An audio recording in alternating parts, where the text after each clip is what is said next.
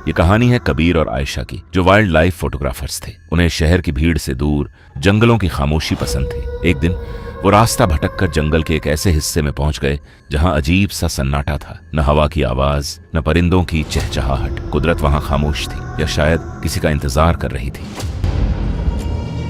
थोड़ा आगे चलने पर उन्हें एक पुराना पेड़ दिखा, लेकिन जब वो पास गए तो उनके पैरों तले जमीन खिसक गई। उस पेड़ के तने के अंदर एक आदमी का आधा शरीर धंसा हुआ था, जैसे पेड़ ने उसे निगल लिया हो। कबीर और आयशा उस पेड़ के पास गए तो उन्होंने देखा पेड़ में एक मशीन भी फांसी हुई है। कबीर ने उसे मरा हुआ समझकर जैसे ही हाथ लगाया, उस आदमी ने अचानक आंखें खोल दी। कबीर और आयशा डर गए और दोनों पीछे हट गए। आयशा ने पूछा, हम आपकी क्या मदद कर सकते हैं? उस इंसान ने कहा कि यही पास में एक वेयर हाउस है जहाँ पे पेड़ काटने की मशीन रखी हुई है। अगर तुम दोनों वो मशीन ले आओ तुम्हें शायद बच सकता।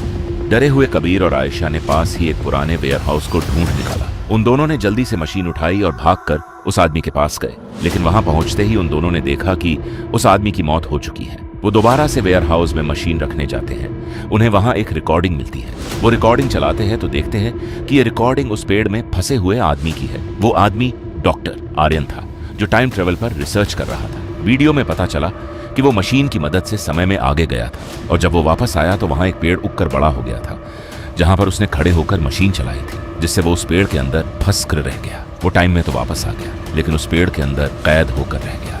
कबीर और आयशा ने फैसला किया कि वो डॉक्टर आर्यन को ऐसे नहीं छोड़ सकते। उन्होंने सोचा, अगर हम मशीन का यूज करके थोड़ा समय में पीछे जाएं और उस पेड़ को उगने से पहले ही काट दें तो आर्यन बच जाएगा। ये एक नेक इरादा था, लेकिन जंगल के नियम कुछ और ही थे। उन्होंने मशीन उठाई और उसी पेड़ के पास जाकर दोनों ने एक दूसरे का हाथ थाम लिया और बटन दबा दिया। वो दोनों गायब हो गए और समय में आगे चले गए। पर जब वो दोनों वापस आए तो एक चमत्कार हो गया। वो दोनों अब खुद पेड़ में फंस चुके थे। दरअसल उन दोनों ने मशीन गलत चला दी थी।